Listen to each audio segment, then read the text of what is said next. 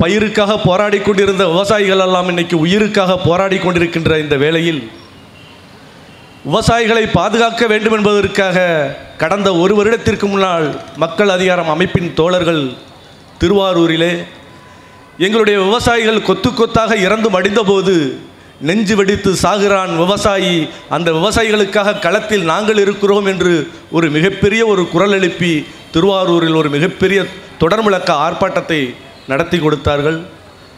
அதன் தொடர்ச்சியாக காவிரிபடியில் இருக்கின்ற அனைத்து விவசாயிகளையும் ஒன்று திரட்டி விவசாயியை வாழவிடு, விவசாயியின் அழிவு இந்த சமூகத்தின் பேரழிவு என்ற ஒரு முழக்கத்தோடு தஞ்சாவூரிலே ஒரு 10,000த்திற்கு மேற்பட்ட தோழர்களை இணைத்து ஒரு பிரம்மாண்டமான ஒரு மாநாடை நடத்தி விவசாயிகளுக்கு ஒரு தைரியத்தை கொடுக்கும் விதமாக ஒரு மிகப்பெரியதொரு பிரச்சாரத்தை தோழர்கள் நடத்தினார்கள்.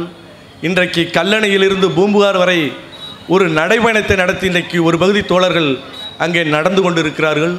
சென்னையிலே இங்கு இருக்கின்ற மக்களுக்கும் இந்த செய்தியை சொல்லிவிட வேண்டும், அல்லது காவிரிக்கும் சென்னைக்கும் உள்ள தொடர்பை புரிய வைக்க வேண்டும் என்பதற்காக சென்னையிலும் ஒரு பிரம்மாண்டமான ஒரு கூட்டத்தை நடத்தி இருக்கின்றார்கள். அந்த தோழர்களுக்கு என்னுடைய நன்றியை தெரிவித்துக் கொள்கிறேன். சென்னை வாழ் மக்கள் சென்னையில் ஒரு அரை மணி நேரம் கரண்ட் கட்டானால் கூட பதறுகின்ற இந்த மக்கள் காவிரி சிக்கலில் காவிரிக்கும் சென்னைக்கும் என்ன தொடர்பு இருக்கிறது என்ற இது எந்த அளவு புரிந்திருக்கிறார்கள் என்ற ஒரு மிகப்பெரிய கேள்வி எனக்குள் அடிக்கடி வந்து கொண்டே இருக்கிறது. காரணம், ஒட்டுமொத்த தமிழகத்திற்குமே உணவு உற்பத்தி செய்து கொடுத்து கொண்டிருந்த டெல்டா விவசாயிகள் கொத்து கொத்தாக மடிந்தபோது ஒரு சிறு சலனம் கூட சென்னையிலிருந்து வரவில்லை என்கின்ற ஒரு ஆதங்கம் எங்களுக்குள்ளாரே இன்னமும் குமரி கொண்டு தான் இருக்கிறது. அன்பு தோழர்களே, காவிரி என்பது ஏதோ ஒரு தண்ணீரை கடத்துகின்ற அல்லது தண்ணீரை விவசாயத்திற்காக கொண்டு செல்கின்ற ஒரு அமைப்பு அல்ல. காவிரி தான் தமிழகத்தின் ஒட்டுமொத்த கலாச்சாரம். காவிரி தான் தமிழகத்தின் ஒவ்வொருத்தன் உடலிலும் ஓடுகின்ற இரத்தம். சதையும் எலும்புமாக இருக்கிற ஒவ்வொரு மனிதனின் உடலிலும் காவிரியின் பகுதி ஒளிந்திருக்கிறது என்பதை நன்றாக புரிந்து கொள்ளுங்கள். அப்பேற்பட்ட ஒரு காவிரிக்கு ஒரு மிகப்பெரிய சிரமம் ஏற்பட்டிருக்கிற போது, அல்லது அதற்காக ஒரு மிகப்பெரிய ஒரு துரோகம் நடந்து கொண்டிருக்கின்ற போது, ஒட்டுமொத்த டெல்டாவிலும் விவசாயிகள் இறந்து கொண்டிருக்கிற போது சென்னை அமைதியாக உறங்குகிறதே என்கின்ற ஒரு பெரிய வெற்றிடத்தை நாங்கள் அன்றைக்கு கண்டோம். அந்த நேரத்தில் தான் மக்கள் அதிகாரம் அமைப்பின் தோழர்கள் எங்களுடைய பகுதிகளிலே பிரச்சாரத்தை மேற்கொண்டு பகுதி பகுதியாக வீடு வீடாக மக்களின் தோழர்களுக்கும் விவசாயிகளுக்கும் ஒரு மிகப்பெரிய நம்பிக்கையை கொடுத்தார்கள். காவிரி சிக்கலை இன்னமும் நாங்கள் ஒரு பதட்டமான உணவோடு, அல்லது காவிரி தீர்ப்பே நமக்கு சாதகமாக வந்தால் கூட அதன் இருண்ட பக்கங்கள் இன்னும் என்ன மாதிரியான விளைவுகளை ஏற்படுத்தும் என்கின்ற ஒரு பதட்ட உணர்வு எங்களுக்குள்ளார இன்னும் ஒளிந்து கொண்டிருக்கிறது.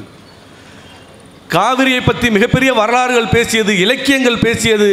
மாடு கட்டி போரடித்தால் மாளாது என்று யானை கட்டி போரடித்த ஒரு மிகப்பெரிய பரம்பரை இன்னைக்கு என்னவாக இருக்கிறது என்பதை தயவு செய்து கொஞ்சம் காது கொடுத்து கேளுங்கள், தேடி படியுங்கள், விவசாயிகளை சந்தியுங்கள் என்று உங்களுக்கு நாங்கள் இந்த நேரத்தில் அந்த செய்திகளை சொல்கிறோம். ஏன்னா நீங்கள் நினைக்கிற மாதிரியான சூழலில் இன்றைக்கு விவசாயி வாழவில்லை என்கின்ற ஒரு யதார்த்தத்தை புரிந்து கொள்ளுங்கள். தமிழகத்தின் ஒட்டுமொத்த உணவு தேவைக்கும் 40% உணவை உற்பத்தி செய்து கொடுத்த விவசாயி இன்றைக்கு வீட்டில் சோறு இல்லாமல் இறந்து கொண்டிருக்கின்றான் என்ற ஒரு யதார்த்தத்தை புரிந்து கொள்ளுங்கள். விவசாயி விளைநிலத்தில் எவ்வளவு விளைவித்தாலும் அந்த விளைவித்த நெல்லை கொண்டு போய் அதை சென்டரில் போட்டுட்டு அரசிடம் போட்டுவிட்டு அந்த கடனை மட்டும்தான் அடைத்து கொண்டு இருக்கின்றான் என்கின்ற உண்மையை புரிந்து கொள்ளுங்கள். உணவு எவ்வளவுதான் உற்பத்தி செய்தாலும் அதை விட்டுவிட்டு ரேஷன் கடையில் கீழே நின்று அந்த அரிசியை சாப்பிடுகிற நிலைமையில் தான் இன்னைக்கு தமிழகத்தில் இருக்கிற விவசாயிகள் இருக்கிறார்கள் என்ற யதார்த்த உண்மையை புரிந்து கொள்ள வேண்டும் என்பதற்காக தான் தோழர்கள் இப்படிப்பட்ட ஒரு ஏற்பாடை இங்கே செய்திருக்கிறார்கள் என்று நாங்கள் நம்புகிறோம். ஒரு சில மாதங்களுக்கு முன்னாடி காவிரியில் 177.25 TMCயை உறுதி செய்து உச்சநீதிமன்றம் அறிவித்த போது தண்ணீர் எவ்வளவு குறைஞ்சாலும் பரவாயில்ல, இதையாவது கொடுப்பார்களா என்ற ஒரு மிகப்பெரிய கனவோடு காத்திருந்தோம். ஆனால் 6 வார காலம் மத்திய அரசுக்கு உச்சநீதிமன்றம் உத்தரவிட்டு கூட அந்த உத்தரவை மதிக்காமல் மத்திய அரசு தொடர்ந்து தமிழகத்திற்கு தண்ணீர் கொடுக்க மாட்டோம் என்பதிலே பிடிவாதம் காட்டிக்கொண்டே இருக்கிறது. அந்த 6 வார காலம் முடிந்ததுக்கு பின்னால் கூட திரும்பவும் 1 மாத கால அவகாசம் கேட்டு எங்கள் கோர்ட்டில் இன்னைக்கு ஒரு அவகாசத்தின் மூலமாக தீர்வை கொண்டு வந்து விடுவோம் என்கின்ற ஒரு நம்பிக்கையை ஏற்படுத்தி கொண்டிருக்கிறார்கள். ஆனால் அந்த நம்பிக்கையும் பொய்த்து இன்னும் 2 வார அவகாசத்திற்கு இன்னைக்கு அவர்கள் தயார் நிலையில் இருக்கிறார்கள் என்கின்ற ஒரு யதார்த்தம் நமக்குள்ளாரே மத்திய அரசு தமிழகத்திற்கு தண்ணீரை கொடுக்குமா அல்லது தமிழர்களை கொள்வதற்காக தண்ணீரை தடுக்குமா என்கின்ற ஒரு கேள்வியோடு தான் நாம் இன்னைக்கு ஒரு பதட்ட சூழலில் இருந்து கொள்ள வேண்டியிருக்கிறது. அன்பு தோழர்களே, காவிரி தீர்ப்பிலே உச்சநீதிமன்றம் 177.25 TMC தண்ணீரை கொடுத்த போது கூட அந்த தீர்ப்பில் இன்னொரு செய்தியும் சொன்னாங்க உச்சநீதிமன்றத்தில். இந்த தீர்ப்பு என்பது இன்னும் 15 ஆண்டு காலத்திற்குத்தான் செல்லும் என்று சொன்ன செய்தி 40 ஆண்டு காலமாக காவிரிக்காக போராடி வழக்கு மன்றத்திற்கு சென்று எல்லா விதமான உச்சபட்ச வித்தைகளை எல்லாம் தமிழக அரசும் செய்த பிறகும் கூட ஒரு 40 ஆண்டு கழித்து தீர்ப்பு சொல்கிற உச்சநீதிமன்றம் தன்னுடைய தீர்ப்பில் இந்த தீர்ப்பு என்பது இன்னும் 15 வருடத்திற்கு தான் இருக்கும் என்று சொல்கிறார்கள் என்றால் 15 வருடத்திற்கு பிறகு கூட தமிழனின் தலையில் காவிரியின் கத்தி ஊசலாடி கொண்டிருக்கிறது என்பதுதான் யதார்த்த உண்மை.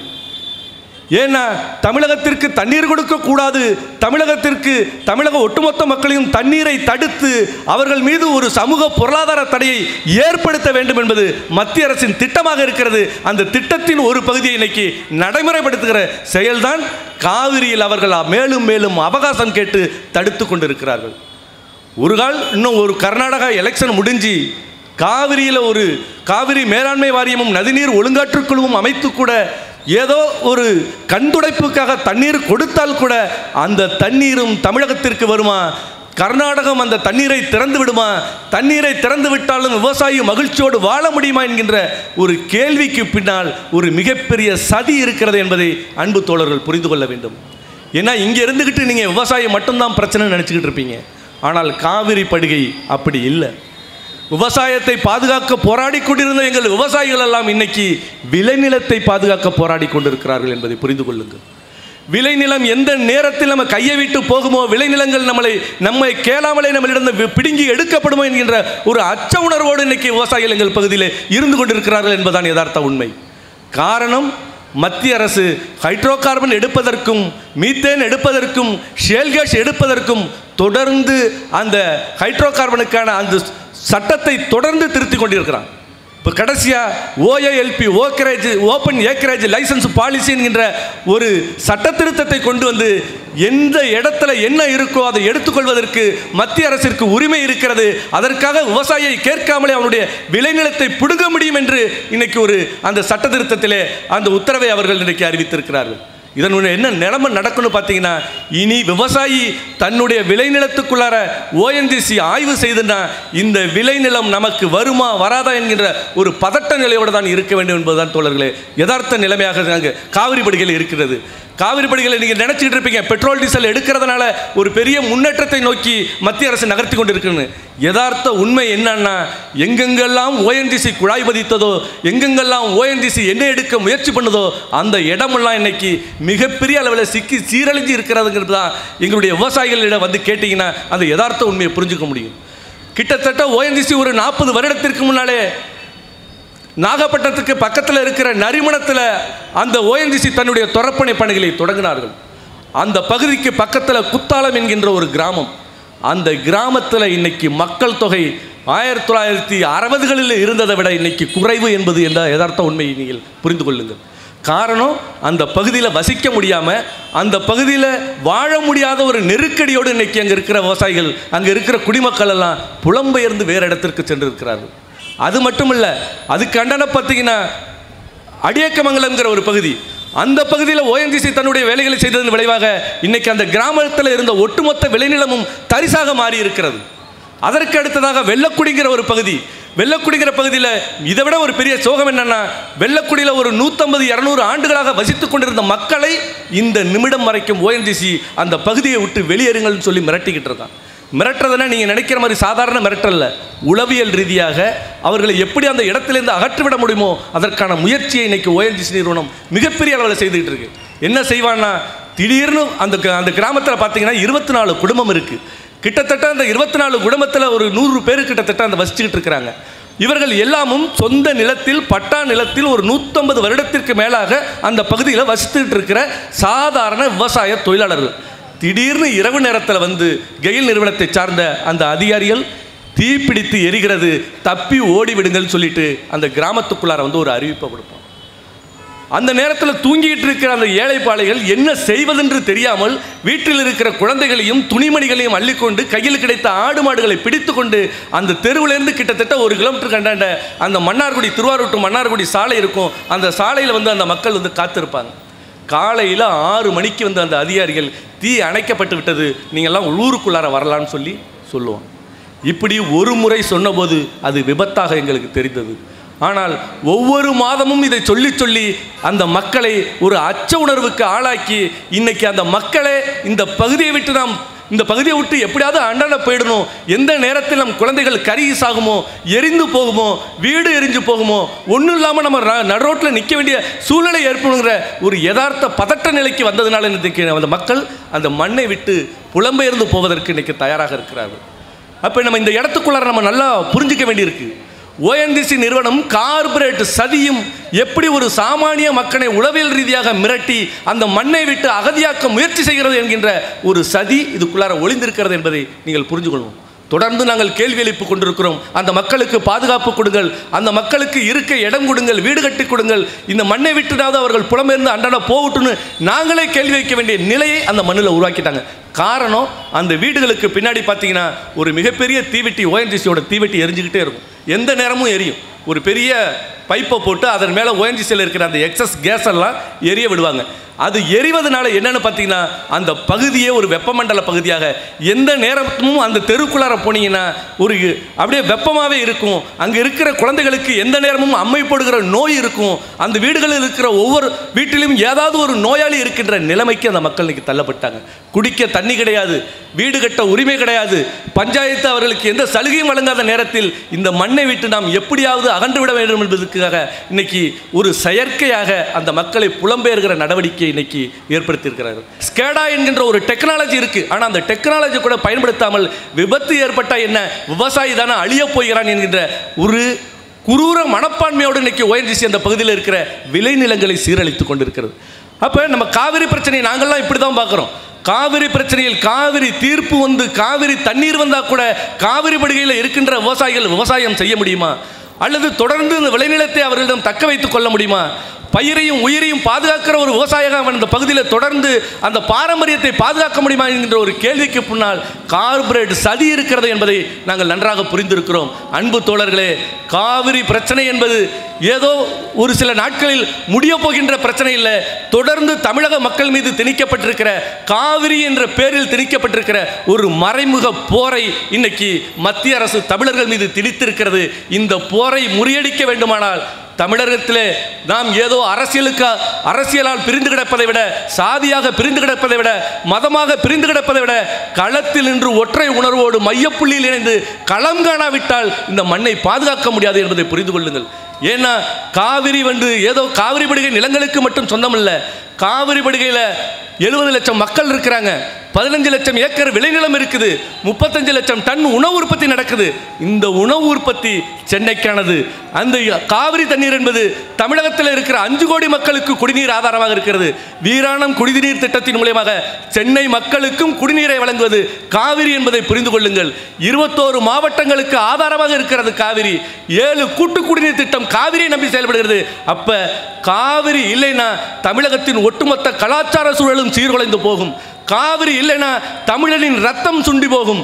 காவிரி இல்லைன்னா விவசாயிகளின் வாழ்க்கை அங்கே இறந்து போகும் என்பதை யதார்த்தத்தோடு புரிந்து கொள்ளுங்கள். அன்பு தோழர்களே, களத்தில் நாம் இனி கைகோர்த்து நின்று எதிரியை நோக்கி நாம் அம்பெய்த வேண்டிய நேரம் வந்துவிட்டது.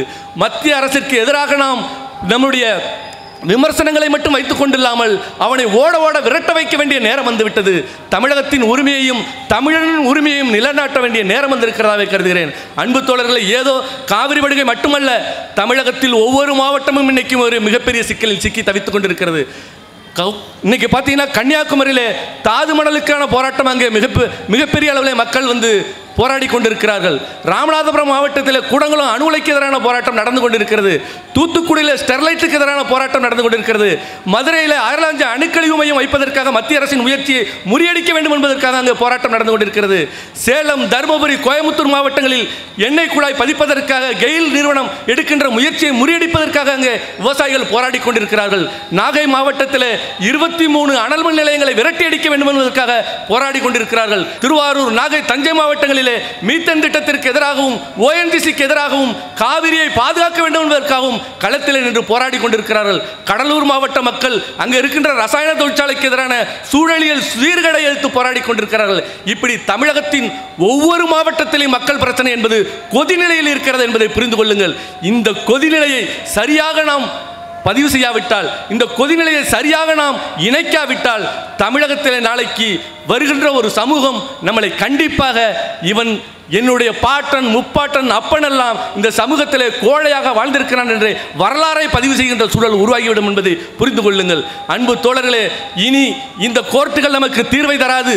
எத்தனை முறை நாம் கோர்ட்டுக்கு சென்றாலும் நம்மளுடைய நடுவர் மன்றம் 205 TMC தண்ணீர் கொடுக்க வேண்டும் என்று சொன்னபோது தமிழ்நாட்டில் 60 TMC கூட கொடுத்தீங்கன்னா எங்களுக்கு போதும், அப்போ 60 TMC கூட கொடுக்குன்னு சொல்லிட்டு உச்சநீதிமன்றத்துக்கு போனோம். 192 ஆக்கினா, 192 பத்தாதுன்னு கேட்டபோது 177 ஆக்கியிருக்கிறான். உச்சநீதிமன்றம் என்றால் ஒரு தீர்ப்பில் சொல்லப்பட்ட போது எங்களுக்கு இது பத்தாது என்று மேல்முறையீட்டுக்கு தமிழகம் செல்லும் பொழுது பரிசீலித்து தமிழர்கள் உணர்வை உணர்ந்து தமிழகத்திற்கு எவ்வளவு தண்ணீர் கொடுக்க வேண்டும் என்று ஒரு சரியான தீர்வை எட்டி இருக்க வேண்டும். ஆனால் ஒவ்வொரு முறை உச்சநீதிமன்றம் தீர்ப்பு சொன்ன போது கூட தமிழகம் மறைமுகமாக தண்டிக்கப்பட்டிருக்கிறது என்பதுதான் யதார்த்த உண்மை. தமிழகத்தின் மீது அப்பம் பிரித்த குரங்கு அப்பம் பிரித்த கரையாக ஒவ்வொரு முறையும் தண்ணீரை குறைத்து கொடுத்திருக்கிறார்கள் என்பதுதான் யதார்த்த உண்மை. அப்படி இருக்கின்ற இந்த உச்சநீதிமன்றத்தை நம்பி இனி பயனில்லை என்பதை புரிந்து கொள்ளுங்கள். உச்சநீதிமன்றத்தில் எந்த கொம்பன் வேண்டுமானாலும் இருந்து போகட்டும், ஆனால் தமிழனுக்கு சரியான நீதி கிடைக்காது என்பதுதான் யதார்த்த உண்மையாக இருக்கிறது. தோழர்களே, தொடர்ந்து காவிரி படுகை பாதுகாக்கப்பட வேண்டுமென்றால், காவிரி படுகையில் இருக்கின்ற விவசாயிகள் உயிரோட்டமாக வாழ வேண்டும் என்றால் களத்திலே ஒன்றிணையுங்கள். மக்கள் அதிகாரத்தை கையில் எடுத்து மக்களுக்கான உரிமையை மீட்டெடுக்காத வரை நாம் இந்த மண்ணில் எந்த விதமான ஒரு வெற்றியையும் காண முடியாது. அரசியல் கடந்து, மதம் கடந்து, சாதி கடந்து ஒற்றை புள்ளியில் இணைந்து நம்மளுடைய உரிமையை வென்றெடுப்போம். தமிழனின் உரிமையை இன்று வென்றெடுக்காவிட்டால் இனி எந்த காலத்தில் நாம் வென்றெடுக்க முடியாது என்கின்ற ஒரு யதார்த்த உண்மையை உங்களோடு பதிவு செய்து, தோழர் மக்கள் அதிகாரம் தோழர்கள் களத்திலே போராடுகிறார்கள், அவர்களோடு களத்திலே நாங்களும் நிற்போம். வெற்றியை நோக்கி நீங்கள் எழுதுகிற அந்த போரில் உங்களோடு பங்காளியாக நாங்களும் களத்திலே நிற்போம் என்று சொல்லி வாய்ப்புக்கு நன்றி கூறி விடைபெறுகிறேன். நன்றி, வணக்கம்.